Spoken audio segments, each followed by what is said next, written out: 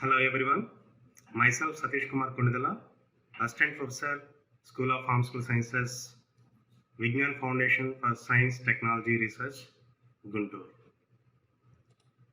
In this video, I would like to explain about antihistaminic agents. The foreign substance or allergic substances, when they are enter into our body, so our body has the immune system are fighting against to the foreign substances, so that is nothing but the white blood cells. They can produce the antibody antigen complexes, and these antibody antigen complexes will activate the mast cell, and so that means the rupturing the cell wall of the mast cell. From that, there is a histamine which is stored in the mast cell is released.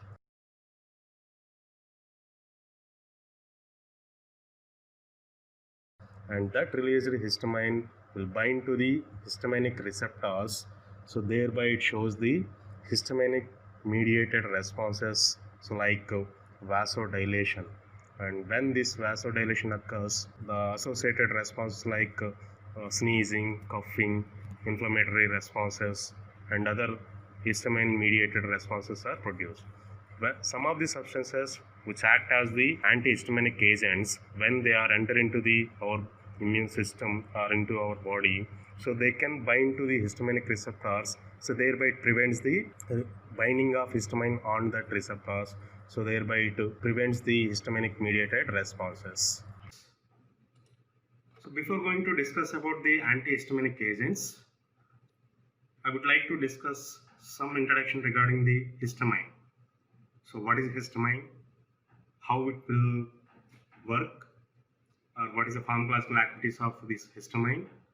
How it is biosynthesized in humans? And so what are the metabolic pathways of this histamine? So let us see one by one.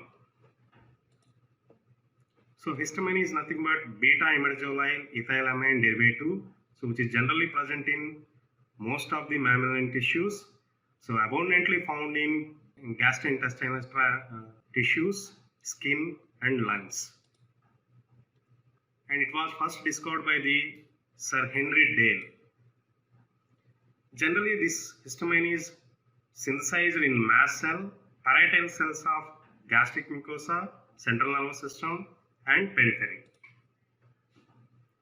The function of the histamine is nothing but it acts as the autocoid, and it also mediates the some of allergic inflammatory responses.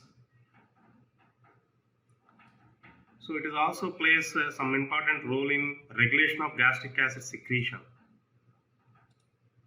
And coming to the biosynthesis of this histamine, so histamine is generally biosynthesized from the basic amino acid, that is the histidine. So when this histidine is subjected to decarboxylation by the action of enzyme, that is histidine decarboxylase, then the histidine is converted into histamine. So here this reaction is inhibited by some of the chemical entities like alpha fluoromethylhistidine or some certain flavonoids. So these chemical entities can inhibit the biosynthesis of histamine from the histidine amino acid. Here it is the metabolism of histamine, how the produced histamine is subjected to metabolism. So as we know that histamine is produced from the histidine, so after that it is subjected to metabolism. So first it undergoes the metabolism by the action of diamino oxidase, so that is the one of the enzyme. So then it is subjected to formation of imidazole acetate, and by the action of histidine N-methyl transferase, this is the one type of enzyme, so which can degrade the histamine to N-methyl imidazole acetate. So here two types of degradant products are obtained during the histamine degradation process, imidazole acetate and N-methyl imidazole acetate. So these two can be excreted through the urine. So here the two enzymes which are involved in the degradation of histamine is nothing but histamine N-methyl transferase, diamine oxidase and histidine N-methyl transferase. So histidine N-methyl transferase will produce the N-methyl imidazole acetate, and diamino oxidase will produce the imidazole estate. Students, here I am repeating the biosynthesis and metabolism of histamine. As we know that histamine is biosynthesized from the basic amino acid histidine, and this process is occurred by the action of histidine decarboxylase, and this enzyme is catalyzing the biosynthesis of histamine from the histidine.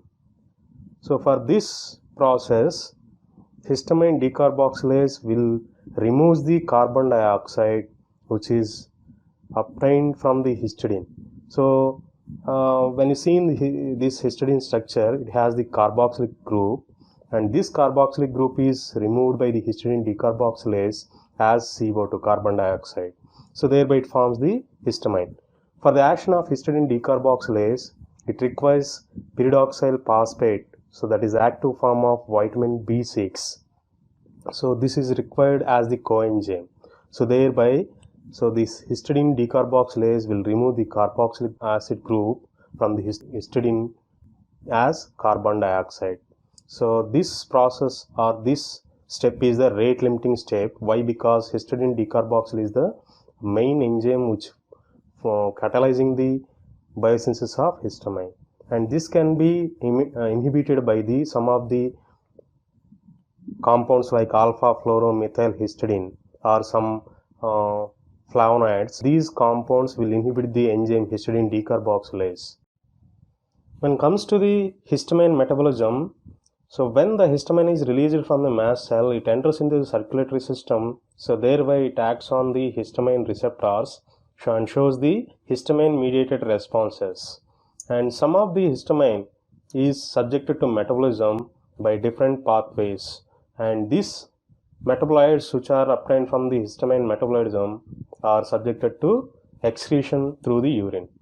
And there are two different pathways. So let us see the first one. So the histamine is metabolized through the first pathway, that is a histamine N-methyl transferase pathway, and here the histamine N-methyl transferase will convert the histamine to N-methyl histamine. So here the difference is nothing but adding of methyl group, thereby the histamine is converted into N-methyl histamine, and this methyl group is obtained from the SAM, that is S-adenosyl methionine. So this is the one of the substrate so which can adding the methyl group generally in the biological reactions. So this histamine N-methyl transferase will adding the methyl group to histamine, thereby it converts into N-methyl histamine. Okay. Then after this N-methyl histamine is converted into 1-methyl imidazole 4-acetaldehyde. So this reaction is catalyzed by the diamine oxidase and will utilize the oxygen as the coenzyme. So in this reaction, the aldehyde group is attached to this N-methyl histamine. This aldehyde group is attached to the N-methyl histamine, and this is generally happening in the periphery. But in case of brain, so another enzyme, that is a monoamino oxidase B. So this enzyme will catalyze the reaction, that is nothing but conversion of N-methyl histamine to 1-methyl imidazole 4-acetaldehyde. So in the periphery, diamine oxidase will catalyze this reaction, but in case of brain, monoamino oxidase B, that is MAO-B, will catalyze the reaction, that is nothing but N-methyl histamine to 1-methyl imidazole 4-acetaldehyde. So then after this 1-methyl imidazole 4-acetaldehyde is converted into 1-methyl imidazole 4-acetic acid, and this reaction is catalyzed by the aldehyde dehydrogenase, and this enzyme will utilize the NAD plus as the coenzyme, so to convert the 1-methyl imidazole 4-acetaldehyde to 1-methyl imidazole 4-acetic acid. So this is the end product of this pathway, that is a histamine to 1-methyl imidazole 4-acetic acid. And another pathway is mediated by the diamino oxidase. So this diamino oxidase will utilize the oxygen as the coenzyme, thereby it converts the histamine to imidazole 4-acetaldehyde. So here also it adds the aldehyde group. So here also it adding the aldehyde group to histamine, thereby it converts it into imidazole 4-acetaldehyde. So in this reaction, so this diamino oxidase is produced by the eosinophils. So the eosinophils produce the diamino oxidase. So this diamino oxidase will convert the histamine to imidazole 4-acetaldehyde. Then after this imidazole 4-acetaldehyde is converted to imidazole 4-acetic acid by the action of aldehyde dehydrogenase, and this enzyme requires the NAD plus as the coenzyme. Then after this imidazole 4-acetic acid is converted into 1-ribosole imidazole 4-acetic acid by the action of imidazole acetic acid phosphoribosole transferase. So this imidazole acetic acid phosphoribosole transferase will utilize the ATP and phosphoribosole pyrophosphate as the coenzymes to converting the imidazole 4-acetic acid to 1-ribosole imidazole 4-acetic acid. And coming to the importance of histamine. So generally, histamine doesn't have any therapeutical actions, but sometimes it is generally used in diagnostic purposes. So in older days, it is used in the diagnostic purposes. So like in case of testing the acid secreting capacity of the stomach. So in that case, histamine is used, but these diagnostic practices are very dangerous in nature. And another diagnostic purpose of histamine is nothing but it is used to test the bronchial hyperactivity in asthmatics. And it is also used for diagnosis of pheochromocytoma. And another one is, so it is generally used in pulmonary laboratories as the aerosol to provocative test of bronchial hyperactivity. And it is also used for distinguishing of real and pseudo anesthesia conditions. And here there is some receptors. On that receptors or at that receptors, the histamine shows the action. So that means histamine bind to the some of the receptors, and that receptors are called as the histamine receptors, and they are subdivided into H1, H2, H3, H4. So histamine will bind to these receptors and shows its corresponding responses. And here these 4 types of histamine receptors are present in different areas or different tissues of our body. For example, in case of histamine 1 or H1 receptor, generally present in brain, gastrointestinal tract, cardiovascular system, lymphocytes. And in case of H2 receptor, so which is present in myocardial cells, parietal cells. And H3 is generally present in central nervous system, myenteric plexus, gastric mucosa. And H4, so in this case, it is generally present in the spleen, thymus, T cells, eosinophils.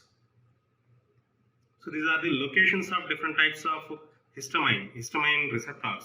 So for example, when the histamine is bind to the H1 receptor, it shows the pharmacological actions, so which can be subjected to brain, GI, gastrointestinal tracts, cardiovascular system, and lymphocyte.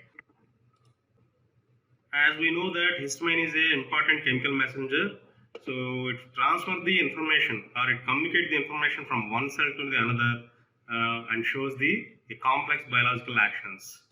And when there is a stimulant or stimuli, when there is a stimuli, so like venom, toxin, proteolytic enzyme, detergents, and some food materials and chemicals, to these responses, there is an antigen-antibody reaction occurs. This results the release of inactive bound histamine, which is present in the mast cell. So that means, so against to the stimuli, there is an antigen-antibody reaction will develop, and when the antigen-antibody reaction is developed, then the inactive bound form, which is generally stored in the mast cell of So inactive bound form of the histamine, which is generally stored in the mast cell, is released. And here it is the pharmacological actions of histamine. So here it is the systematic pharmacological actions. The first action of this histamine is nothing but which contracts the smooth muscle of the lungs and gastrointestinal system and produces the vasodilation, low blood pressure, increasing the heart rate. And some of the symptoms of this histamine are itching, sneezing, watery eye, and running nose. As I said that the inactive bound form is the storage form of the histamine, so which is generally stored in the mast cell. And in case of mast cell, the histamine is stored in positively charged, and this positively charged is complexed with the negatively charged acidic group of secretory granules of the mast cell. So this is the storage form of the histamine. And here it is a flow chart how the histamine is released against to the stimuli. So as I already said that, so there is a antigen antibody complex is developed when there is a stimuli, and here it is the antigen is the stimuli. To this antigen, IgE antibody which is present in the mast cell will develop, and there is an antigen antibody will complex is produced. To this complex will activate the tyrosine protein kinase. Then after it activates the phospholipase C, and this reaction is mediated by the conversion of phosphatidyl inositol triphosphate to inositol triphosphate. Phosphatidyl inositol triphosphate to inositol triphosphate. So that means inositol triphosphate is produced, and when this inositol triphosphate is produced, so it triggers the calcium from the endoplasmic reticulum into the inside the cell. Thereby, this calcium, the high amount of calcium influx, will induce the fusion of granule membrane. So that results the release of granule content. So that means the granule content is nothing but the histidine, and this will be released intracellularly. And coming to the antagonists, histamine antagonists, or they are also called as antihistaminic agents. Histamine antagonists, or they are also called as antihistaminic agents. So these are the drugs which can block the action of histamine at histaminic receptors. So as we already know that histamine shows their action when it is bind to the histaminic receptors like H1, H2, H3 and H4 receptors. And these drugs are histamine antagonists, or they are also called as antihistaminic agents, will block the action of histamine at histaminic receptors. And these drugs are generally developed by the development of or discovery of the piperoxime. So there is a first drug which acts as the histamine antagonist. So after that, so there is a huge number of histamine antagonists are developed. And these histamine antagonists has the three types of actions. First one is drugs that inhibit the histamine release. So first one is drugs that inhibits the histamine release, and second one is the drugs that inhibits the action of the released histamine. So first one is it prevents the production of histamine, and second one is it stops the action of the produced histamine, and third one is complex of the above two actions or dual action. So there is a complex of the drugs which are having both the actions. So that is a third type of antagonist actions. And coming to the relationship between the histamine and gastric acid secretion. Histamine and gastric generally, so when the histamine is act on the H2 receptor, then there is a production of high amount of gastric acid secretion. And so let us see what is the relationship between this histamine and gastric acid. So Histamine is a powerful gastric acid secretagogue, and it promotes the high amount of acid secretion from the parietal cells in the GIT. So when the histamine is bind to the H2 receptor, and then it activates the parietal cells to produce high amount of acid secretion, and it also increases the production of pepsin and intrinsic factors, and it has the capability to activate the proton pump.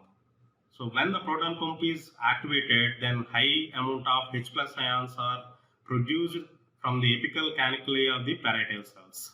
So this is the three type of actions that histamine can shows when it binds to the H2 receptor. And this is the flow chart of relationship between the histamine and gastric acid secretion. So generally what happened, so during the food intake or external stimuli or stress, so vagus nerve is activated. So when the vagus nerve is activated, so it produces the acetylcholine, that is a neurotransmitter, and this produced acetylcholine will shows the action on nicotinic receptor and muscarinic receptors, and these two actions again increases the overproduction of the acetylcholine from the storage sites, and this can stimulate the muscarinic receptors in the histaminocytes.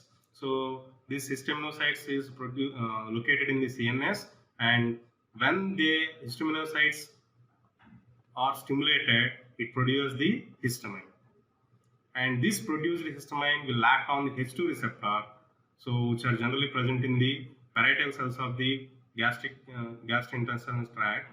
And so when it is bind to the H2 receptor, so these histaminic receptors like H1, H2, H3 and H4 receptors all are G protein coupled receptors, and these G protein coupled receptors, as we know that it shows the responses through secondary messengers like cyclic AMP or inositol phosphate or DAG pathway. So like that it shows the actions through second messengers. So here also when the produced histamine bind to the H2 receptor, which are present in the parietal cells of the gastrointestinal tract, and it increases the production of cyclic AMP. So here the cyclic AMP is one of the second messenger of the G protein coupled receptor, and which ultimately increases the calcium release from the endoplasmic reticulum. So thereby high amount of calcium which is present in the intracellular system, which activates the proton pump, that is potassium hydrogen ATPase pump, also called as hydrogen potassium ATPase pump, and then it increases the gastric acid secretion. So this is the mechanism involved in the how the histamine is responsible for increasing the gastric acid secretion. And coming to the mode of action of the antihistamines. Up to now we discussed that histamine action when it binds to the histaminic receptors. So that means, so how the histamine will shows the pharmacological actions when it binds to the histaminic receptors. So from now we discussed about the antihistaminic agents and their mechanism of action. So as we know that all the histaminic receptors are G protein coupled receptors, and they shows their actions through secondary messengers or release of the secondary messengers. So for example, in case of when the H1 receptor, that is a histamine 1 receptor, in that case, so when the histamine is bind to the H1 receptor, the secondary messengers like inositol phosphate and diacylglycerol, diacylglycerol, so these are the two secondary messengers are produced, and these will ultimately increase the calcium influx. These two ultimately will increase the calcium influx intracellularly, thereby it shows some histamine related responses or pharmacological actions in that particular area. Okay. And here, so when the histamine is bind to the H1 receptor, so generally it is the G protein coupled receptor, then it activates it produces the phospholipase C. And when the phospholipase C is activated, then it forms the inositol phosphate. So let us see diagrammatic representation. So here it is this blue color one is the H1 receptor, and when the histamine is bind to this H1 receptor, so it activates the phospholipase C, and this phospholipase C, so there is a phospholipase C, this one ultimately produces the inositol phosphate as well as diacylglycerol, inositol phosphate and diacylglycerol, and this inositol phosphate will increase the calcium influx from the endoplasmic reticulum, and this diacylglycerol will activate the phosphokinase C,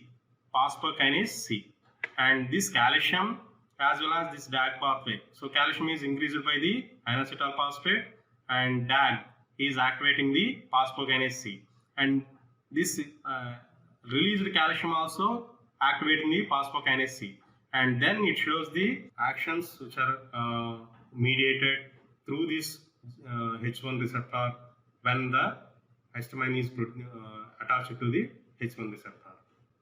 And when the histamine is bind to the H2 receptor, so instead of inositol phosphate or DAG pathway, it releases the cyclic AMP.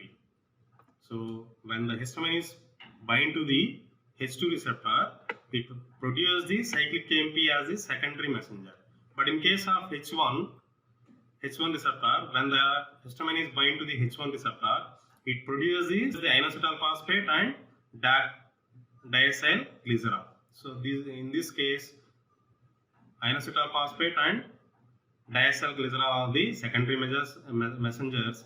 But in case of H2 receptor, when the histamine is bind to the H2 receptor, secondary messenger is the cyclic AMP, and this cyclic AMP will ultimately increase the calcium influx, so thereby it shows the histaminic responses. So what is that histaminic responses at H2 receptor? It activates the proton pump by the increasing the calcium intracellularly. Okay. And coming to the chemistry of this antihistaminics. So the general structure of antihistaminics are like this. So that means it consisting of exposition and terminal nitrogen is there. So this X is the either oxygen, carbon or nitrogen. So X will be replaced with oxygen, carbon or nitrogen, and this X is connected to the terminal nitrogen through ethyl linkase. So generally, in case of antihistaminics, the connecting link between the X and terminal nitrogen is ethyl group, and this X means either oxygen, carbon or nitrogen. So this X should has the two aryl groups. So in case of first aryl group, either it is a phenyl or substituted phenyl, or heteroaryl group, generally like 2-pyridyl. And second aryl group is either it is a secondary aryl or aryl methyl group. So then only it shows the antihistaminic activity. And in case of terminal nitrogen, so to the terminal nitrogen, generally it is attached to the 2-methyl group. In some cases, the terminal nitrogen is introduced into the cyclic systems, like indole, pyrrole, like that. It enters into the cyclic system in some antihistaminic agents. And coming to the classification of antihistaminics, so here there are different histaminic receptors are there: H1 receptor, H2 receptor, H3 and H4. So let us see about the H1 antagonists. H1 antagonists are H1 antihistaminic agents. So these H1 antagonists are further classified so according to their chemical nature. So this is a subclass of H1 antagonists. So they are ethylene diamine derivatives, amino-alkyl ether analogs, cyclic basic chain analogs, monoamine propyl analogs, tricyclic ring system or phenothiazine derivatives, dibenzocycloheptanes, miscellaneous agents, and newer agents. So let us see one by one. I'll give you some examples and structures. Here it is the ethylene diamine derivative. The basic structure of ethylene diamine derivative is like this. So that means instead of X, it consisting the nitrogen, and this nitrogen is connected to the terminal nitrogen through ethyl linkage. And here are some examples of this ethylene diamine derivatives. Examples are triclinilamide.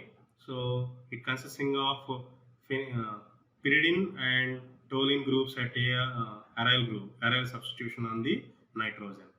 And another one is a pyrolamine. So it is also having the pyridine at first aryl and methoxytoluene at second aryl group. So these are some examples of ethylene diamide derivatives. Amino-alkyl ethers. So the name indicates ethers. So that means, so in this structure, ether linkage is there. So X is, so in place of X, these class of drugs having the carbon, and this carbon is attached to the terminal nitrogen through ether linkage. Examples are diphenhydramine and has some substitutions, variant substitutions, and bromodiphenhydramine, doxylamine, carbenoxamine, and metallamine. So these are some examples of amino-alkyl ethers. So we should remember the basic structure of each type of chemical class of the H1 antagonist. So first one, in case of first classification, so the X in place of X, it consisting of the nitrogen, and this nitrogen is connected to the terminal nitrogen through only ethyl group. But in case of amino-alkyl ethers, it consisting of carbon in place of the X, and this carbon is connected to the terminal nitrogen through ether linkage. So this is some observational chemical structural changes in the different types of H1 antagonistic classifications. And these are some other amino-alkyl ethers. So that means in case of clemistine and diphenylpyramine, as I said that sometimes this terminal nitrogen is entered into the cyclic systems or cyclic rings. So here some examples of amino-alkyl ethers, clemistine and diphenhydramine. In these two cases, the terminal nitrogen is entered into the cyclic system. Okay. And third classification is cyclic basic chain analogs or piperazine derivative. So here it is so there is a piperazine group is there, and it is also having some cyclic structure. So that means the terminal nitrogen is entered into the cyclic system. So that's why it is having the piperazine derivative. That's why it may be called as the cyclic basic chain analog or piperazine derivatives. Examples are cyclazine, chlorocyclazine, meclazine, and buclazine. So there is some substitutions changes in the each and every example of the drug. Monoamino propyl analogs. So these are again classified, subdivided into two types: saturated analogs and unsaturated analogs. So in case of saturated analogs, so examples are phenyramine. So here, so in place of X, it consisting of CH instead of C. That means the carbon which is present in the X place is fully saturated. So that's why it is considered as a saturated analog. So that means here there is no unsaturation here. So that's why it is considered as the saturated analogs. So in place of X, it consisting of CH, and it is connected to the terminal nitrogen through ethyl linkage. And examples are phenyramine, chlorphenyramine, bromophenyramine. In case of unsaturated analogs, so there is a unsaturated double bond is present to the carbon which is present in place of X, and also the terminal nitrogen is entered into the cyclic system. Examples are pyrobutamine, trichloroidine. Pyrobutamine and trichloroidine. So these are the examples of unsaturated analogs of monoamino derivatives. And fifth one is the tricyclic ring systems or phenothiazine derivatives. So here Case that phenothiazine derivative. That means these compounds having the phenothiazine group in the chemical structure. So this one is a sulfur and nitrogen which is present in the ring. This ring is the phenothiazine ring, or it consisting of 3 cyclic rings. That's why it is called as a tricyclic rings. Tricyclic ring systems are phenothiazine derivatives. Examples are promethazine hydrochloride and trimethazine methadiazine. So these are the 3 examples of this tricyclic ring system. Dibenzocycloptenes. Heptene means 7-membered ring. So in these structures, 7-membered ring is present. So that's why it is called as. So examples are cyproheptadine, azatidine, cyproheptadine and azatidine. And coming to some of the miscellaneous agents, so they are antazolene, phenandamine, and some newer agents like diethydine, chloroketopenin, ketotefin. So ketotefin, so these are also newer agents. Ketotefin, diethydine, 7-chloroketotefin. So these 3 comes under the newer agents. And some of the H1 antagonists which are not comes under any classical chemical classification. So they are grouped together in non-classical structures of H1 antagonists. Examples are azolastine, tazafilin, astimazole. So these are the 3 these are the 3 H1 antagonists, so which are not comes under any type of chemical classification.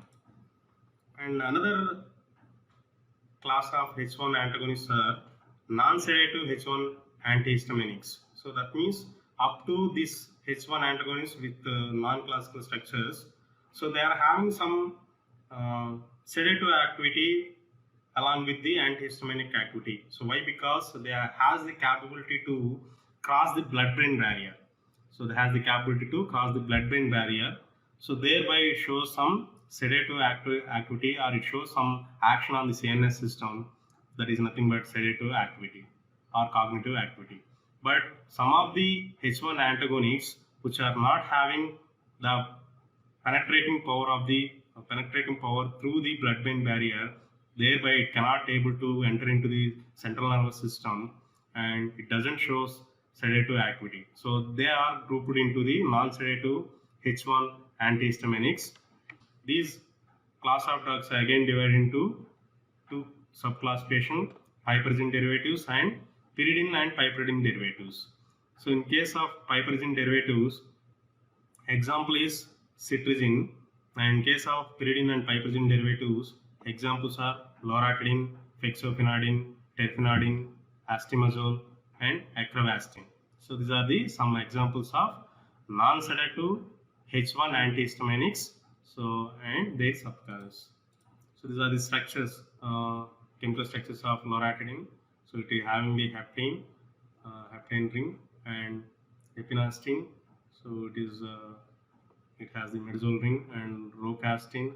Again it has the heptane, and cetirizine has the cyclic structure, and along with the piperazine ring in the structure. So these are some examples of non-sedative H1 antagonists. And some of the drugs which shows the action to stop the release of histamine. So they are also acting on the H1 receptor, but their action is to stop the release of histamine. So they comes under the mast cell stabilizers, or they are also grouped as the inhibition of histamine release, or the agents which inhibit the histamine release, or they are also called as mast cell stabilizers. Examples are chromoline sodium and nidochromyl sodium. Chromoline sodium and nidochromyl sodium. So these 2 drugs has the capability to stop the release of histamine from the mast cell. So thereby they are called as the mast cell stabilizers. And so this is about the classification of antihistaminic agents, particularly H1 antagonists. So up to now what we discussed is nothing but a classification of H1 antagonist.